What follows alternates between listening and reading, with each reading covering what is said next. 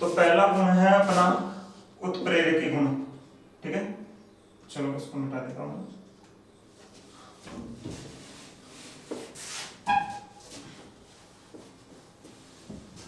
उत्प्रेरकी गुण, जो संक्रमण तत्व है, संक्रमण तत्व वो उत्प्रेरकीय गुण प्रदर्शित करते हैं। क्यों? क्योंकि जो संक्रमण तत्व होते हैं ना, संक्रमण तत्व, उन संक्रमण तत्वों के पास आंशिक भरे डी कक्षक उपस्थित होते हैं। ध्यान रखना, डी कक्षक उपस्थित होते हैं।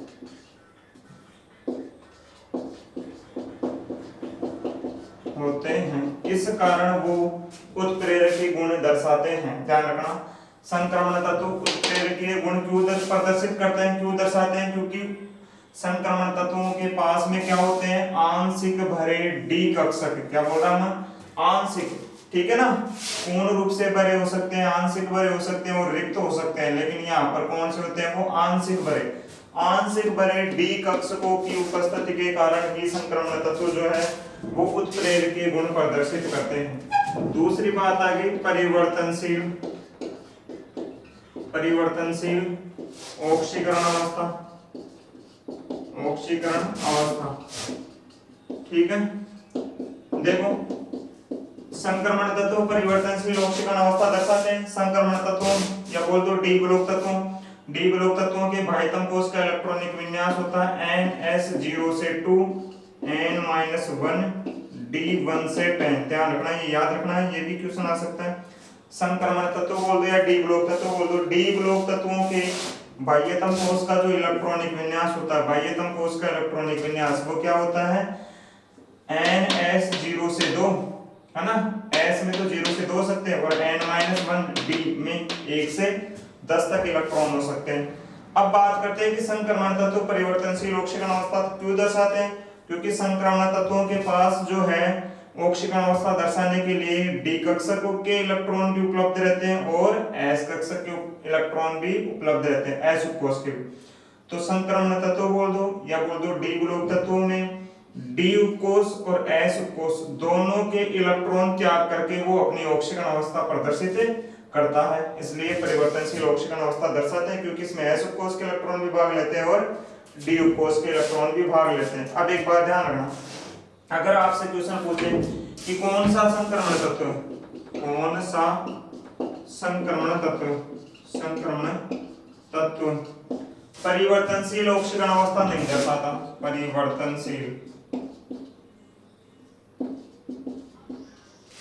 परिवर्तनशील ऑक्सीडेशन नंबर नहीं दर्शाता, तो आंसर आएगा अपना स्कैंडियम। क्या जाएगा? स्कैंडियम।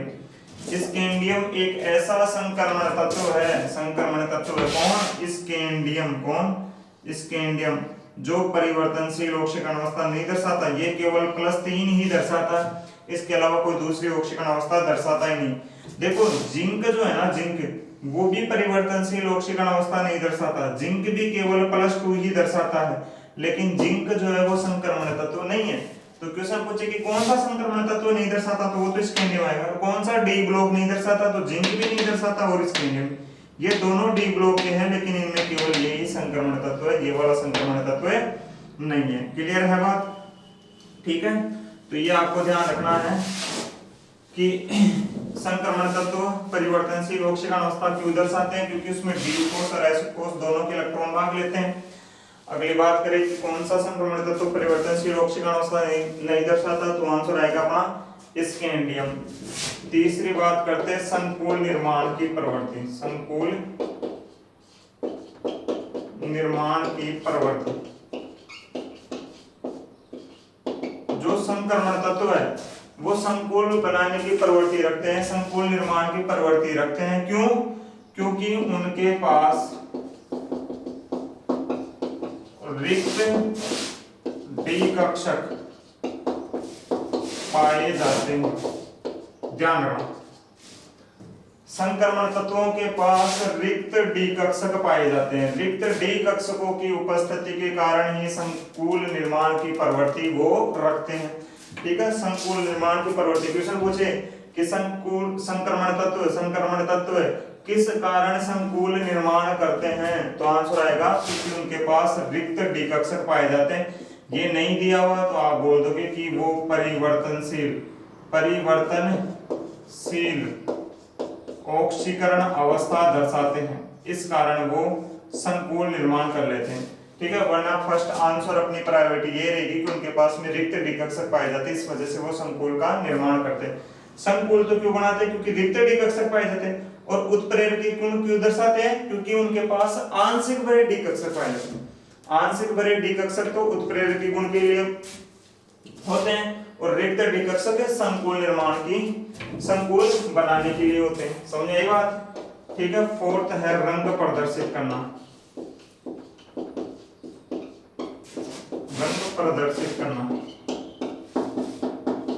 देखो इधर ये भी एक अच्छा कैरेक्टर है, इसको अपने को अच्छे से डिटेल से समझना है। ठीक है ना, इसमें से क्वेश्चन आने के चांसेस बहुत ज्यादा है, ध्यान रखना। रंग प्रदर्शित करना, संकुल यौगिक जो है, या बोल दो संक्रमण तत्व, संकुल यौगिक नहीं सॉरी संक्रमण तत्व जो है वो रंग प्रदर्शित करते हैं। क्यों? क्योंकि इनके पास अयुग्मित इलेक्ट्रॉन पाए जाते हैं। ठीक है, तो ये बात ध्यान रखना है आपको कि कौन सा संक्रमण तत्व रंग प्रदर्शित करेगा, कौन सा संक्रमण तत्व रंग प्रदर्शित करेगा, जिसके पास अयुग्मित इलेक्ट्रॉन होगा। जिसके पास भी अयुग्मित इलेक्ट्रॉन होगा वो क्या करेगा, रंग प्रदर्शित करेगा। क्या करेगा? रंग प्रदर्शित करेगा। ध्यान से रखना, मैं फिर कह रहा हूं, रंग कौन सा संक्रमण तत्व दर्शाएगा या कौन सा डी ब्लॉक तत्व दर्शाएगा, जिसके पास में क्या होगा, अयुग्मित इलेक्ट्रॉन। चाहे एक हो, चाहे दो, तीन हो, चार हो, कितने भी हो, कम से कम एक अयुग्मित इलेक्ट्रॉन तो होना ही चाहिए। जिसके पास एक भी अयुग्मित इलेक्ट्रॉन आ गया वो क्या कर लेगा, रंग दर्शा लेगा। ठीक है, और जो संक्रमण तत्व रंग प्रदर्शित करते हैं वो किस वजह से प्रदर्शित करते हैं, डीडी संक्रमण के कारण। ध्यान रखना, डीडी संक्रमण के कारण। अधिकतर संक्रमण तत्व किस वजह से रंग प्रदर्शित करते हैं, डीडी संक्रमण के कारण। किस वजह से रंग प्रदर्शित करते हैं, डीडी संक्रमण के कारण। और कौन सा प्रदर्शित करेंगे, जिनके पास में अयुग्मित इलेक्ट्रॉन हो। जिनके पास में अयुग्मित इलेक्ट्रॉन हो वो रंग दर्शाएंगे। और रंग क्यों दर्शाते हैं, डीडी संक्रमण के कारण। ध्यान रखना, क्यों दर्शाते हैं, इस कारण। ठीक है, और कौन से दर्शाएंगे, जिनके पास अयुग्मित इलेक्ट्रॉन होगा। क्लियर है? चलो अगली बात करते हैं इनके चुंबकीय गुणों की। एक और गुण है इसका संक्रमण तत्वों का, वो है चुंबकीय गुण। देखो अगला गुण है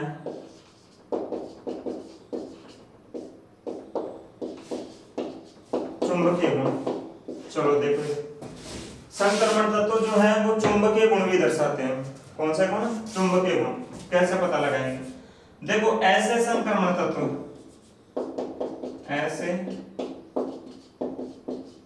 संक्रमण तत्व जिनके पास अयुग्मित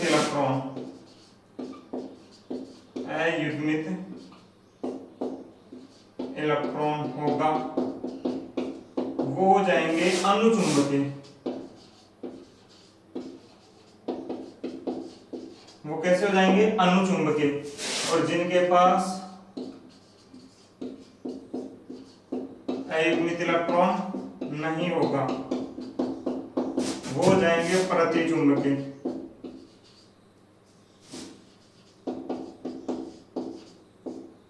ध्यान रखना, जिनके पास भी अयुग्मित इलेक्ट्रॉन होता है वो अनुचुंबकीय होते हैं, और जिनके पास अयुग्मित इलेक्ट्रॉन नहीं होता वो कैसे होते हैं, प्रतिचुंबकीय। ठीक है,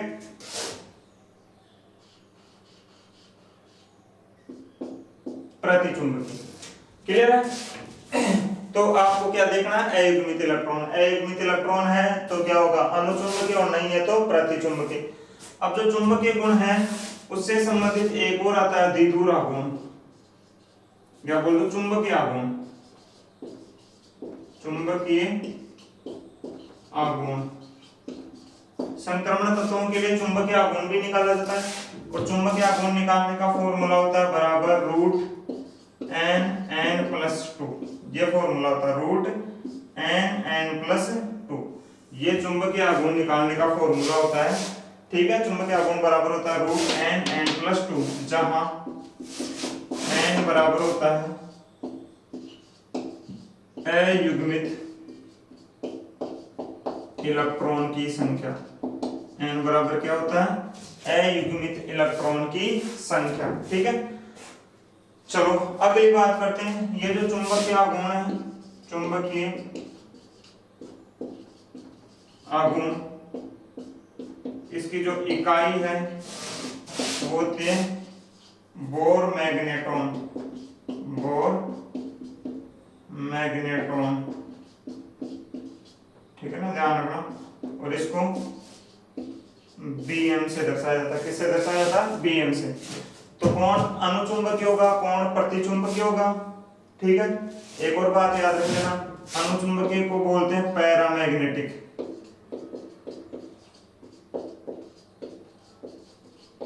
पैरामैग्नेटिक, और प्रतिचुंबकीय को बोलते हैं डायामैग्नेटिक, डायामैग्नेटिक, है ना। तो कौन अनुचुंबकीय होगा, कौन प्रतिचुंबकीय, ये भी ध्यान रखना। इंग्लिश में भी आ सकता है पैरामैग्नेटिक और डायामैग्नेटिक। प्रतिचुंबकीय तो होगा डाया और अनुचुंबकीय होगा पैरा। उल्टा होता है, प्रतिचुंबकीय पैरा नहीं होता, प्रतिचुंबकीय डाया होता है और अनुचुंबकीय पैरा होता है, ठीक है। ऐसे पैर देख लेना, ऐसे नहीं देखना प्रति में पैरा, पैरा में पैरा, तो पै का उल्टा है। प्रति में पै वाला नहीं होना चाहिए, यानी डाया होगा, सही है। दूसरी बात, अनुचुंबकीय प्रतिचुंबकीय पहचान लोगे, ये देखिए। फिर अपने से चुंबकीय आघूर्ण पूछे तो सूत्र लगाना √n+2, जहां n बराबर क्या है? अयुग्मित इलेक्ट्रॉन की संख्या, और चुंबकीय आघूर्ण की इकाई क्या होगी? Bore magnetron. अब मैं तुम्हें कुछ संक्रमण तत्वों का चुंबकीय आघूर्ण निकाल करके बता देता हूं कैसे निकालना, ठीक है। तो और दूसरी बात, रंग कौन दर्शाएगा? जिसके पास में अयुग्मित इलेक्ट्रॉन होगा, तो वो भी अपन बात करते रहेंगे साथ साथ, ठीक है। इधर ले रहा हूं मैं तत्व या आयन जो भी दिया हुआ, फिर उसका इधर चुंबकीय आघूर्ण, है ना। अयुग्मित इलेक्ट्रॉन देख लो, अयुग्मित इलेक्ट्रॉन की संख्या, और इधर चुंबकीय आघूर्ण, चुंबकीय आघूर्ण, और फिर लास्ट में आ गया रंग, ठीक है। कि दर्शाएगा या नहीं दर्शाएगा। चलो कुछ तत्व ले लेते हैं। इधर ले लिया मैंने स्कैंडियम, पहला ले रहा हूं मैं मैग्नीज, दूसरा Mn+2, तीसरा Fe+3, चौथा है Zn+2, पांचवा हो जाएगा अपने पास CO+2, छठवा हो जाएगा अपने पास Cr+3, है ना। इनके लिए देख लेते हैं, अपने आप पता चल जाएगा। Mn+2, इसका इलेक्ट्रॉनिक विन्यास लिखो। Mn+2 का क्या होगा? 3d5 4s2, यही होगा ना, 3d5 4s2, ठीक है। 3d5 4s2 हो जाएगा। चलो 3d5 5 डिब्बे बनाओ, 1 2 3 4 5, s के लिए 2 बनेंगे, चलो ठीक है। Mn का इलेक्ट्रॉनिक विन्यास 3d5 4s2 होता है। s में एक कक्षक होता है और d में 5 होते हैं। s में 2 इलेक्ट्रॉन है, भर दिया। d में कितने? 5 है, 1 2 3 4 5 है ना। ये तो युग्मित है, ये अयुग्मित है, तो अयुग्मित इलेक्ट्रॉन की संख्या कितनी होगी बताओ? यहाँ 5 होगी। कितनी हो गई? 5। चुंबकीय आघूर्ण निकालेंगे, सूत्र लगाएंगे √n, n कितना है? 5, और 5 + 2, तो 5 है 2 7, 7 पंजो 35, तो बराबर आ गया √35। कितना आ गया? √35, ठीक है। रंग को मैं एंड में लिख देता हूं, हाँ √35। अगर 36 होता तो कितना जाता? 6। 36 का रूट 6 है, तो 35 का 6 से तो कम ही आएगा ना, यानी बराबर मान लो 5.85, लगभग 0.85 के लगभग हो जाएगा, ठीक है ना। ये अपना चुंबकीय आघूर्ण आ गया। कैसे निकाला? पहले मैग्नीज का इलेक्ट्रॉनिक विन्यास लिखा 3d5 होता है, फिर बनाए डिब्बे, डी के 5 बनेंगे, एस के 2, एस में 2 है भर दिया, डी में 5 है भर दिया, एक मित इलेक्ट्रॉन देखा 5 है, तो सूत्र चुंबक आघूर्ण का लगता है n+2, n एक मित इलेक्ट्रॉन देता तो 5, 5 + 2 5 और 2 7, पहले जोड़ना है, फिर 7 को 5 से गुणा किया तो 35, 36 होता तो 6 आता, लेकिन ये तो 35 है तो 6 से कम आएगा तो 5.85 मान लेता हूं। बताओ ये रंगीन होगा या रंगहीन? रंगीन। कैसा होगा? रंगीन। क्यों होगा रंगीन? क्योंकि इसके पास में क्या है? अयुग्मित इलेक्ट्रॉन। अयुग्मित इलेक्ट्रॉन आते ही वो क्या हो जाएगा? रंगीन। अब Mn+2 की बात करते हैं। वैसे Mn+2 का इलेक्ट्रॉनिक विन्यास हो जाएगा 3d5 4s0। ध्यान रखना कैसे पहचान। देखो Mn+2 नहीं, Mn ले रहा हूं, केवल Mn का तो ये होता है ना। अब इस पर +2 आगे यानी 2 इलेक्ट्रॉन चले गए तो पहले इलेक्ट्रॉन s के निकालने। ध्यान रखना डी ब्लॉक में पहले किसके इलेक्ट्रॉन बाहर निकलते हैं? s के। तो 2 इलेक्ट्रॉन निकल गया तो 4s0 हो गया। अब भरो डी के 5 और s में 1 2 3 4 5, यस यहाँ तो 0 हो गया। 1 2 3 4 5, तो एक मित इलेक्ट्रॉन यहाँ भी कितने आ गए? 5 ही आ गए। चुंबकीय आघूर्ण सेम का सेम रहेगा, 5 5 + 2 35, 5.85, और ये भी कैसा रहेगा? रंगीन, क्योंकि एक मित इलेक्ट्रॉन है ना। चलो बात करते हैं Fe+3 की। Fe का इलेक्ट्रॉनिक विन्यास लिखो। यू नो मैग्नीज फेरिक है ना। मैग्नीज के बाद में क्या आएगा? फेरिक, यानी 3d6 4s2 ये आएगा। 3d6 4s2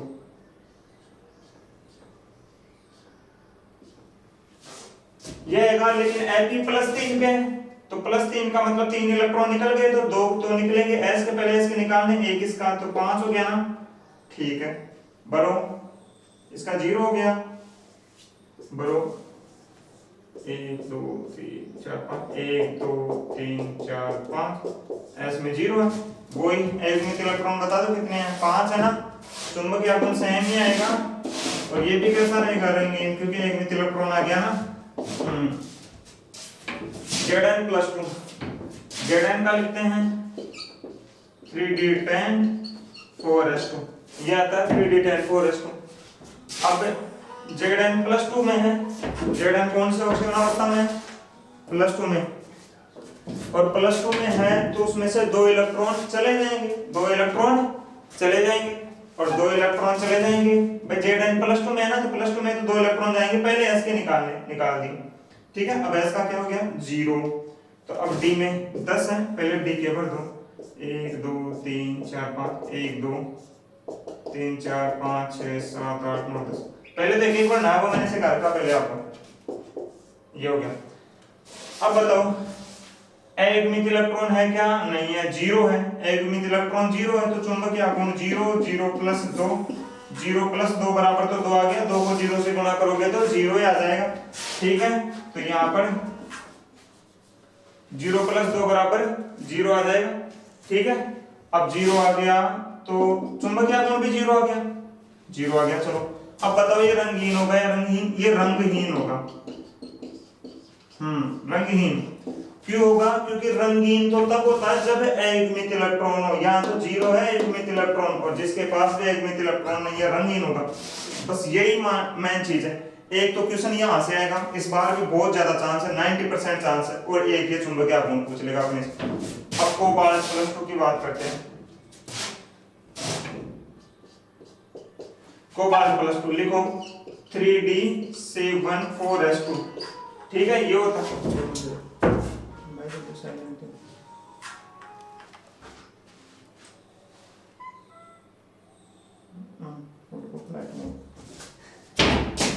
3d7 4s2। अब ये हो गया। अब भरो इस, हाँ कोबाल्ट+2 में है, +2 में तो गए ही है, साथ 2 निकल गए। अब भरो डी बनाओ पहले तो डी कोस। ये ऐसे कैसे करना, कोई भी स्टेप नहीं छोड़ना। ये हो गया। अब डी में कितने हैं? 7 है ना। पहले एक एक करो, 1 2 3 4 5, फिर 6 7। एक मित इलेक्ट्रॉन कितने बचे? 3। कितने बचे? 3। ठीक है, चुंबकीय आघूर्ण निकालो 3 3 + 2, तो 3 और 2 5, 5 3 15, कितना आ गया 15 √15। अगर 16 होता तो 4 आ जाता, तो 15 का क्या आएगा वही बता 3.85, ये आ गया। ठीक है, कैसा होगा रंगीन या रंगहीन? रंगीन। कैसा होगा? रंगीन, क्योंकि अयुग्मित इलेक्ट्रॉन है। इस प्रकार से अपने को इनके आंसर निकालने हैं। क्रोमियम प्लस तरीका भी निकाल लोगे, ठीक है। तो ये बात अपने को ध्यान रखनी, यहाँ से क्वेश्चन आ सकता है। तो ऐसा कैसा आपको करना है जैसे मैंने किया है।